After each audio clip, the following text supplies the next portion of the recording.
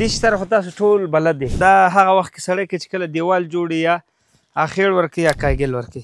هلمند ولایت مارجه ولسوالۍ ډېر خلک د جنګونو د لاسه دا ساحې پرېښې وې، چا پکې ژوند نه کوه، خو الحمدلله ثم الحمدلله قمر بنسټ په دې ویاړي، په دې افتخار کې چې په دغه آبادۍ کې موږ هم برخه واخیستله. دلته دغه ساحه چې ده د یتیمانو کورونه دي، یتیم نه بلکې یتیمان دي. د هغې ترونو ته د الله تعالی خیر و برکت ورکړي. هغې ورته ځمکه وقف کړې، هغې ورته چاردیوالي په دې کې ورسره مرسته کړې. راځئ موږ څه کړي الحمدلله ثم الحمدلله دغه 2 کوټې ورسره یو اشپزخانه ورسره یو تشناب دا مو د یتیمانو لپاره لله الحمد جوړ کړ. اول خو به دغه تشناب هم درته وښیم، کمود سیستم هر څه مکمل دی له خیره، تاسو کتای شئ. دننه کوټې هم ګورئ، چت یې ورسره مثال 2 کوټې ته راست، دغه یو کوټه سوه او ورسره خوا کې بله هم کوټه د هغه هم ګورو.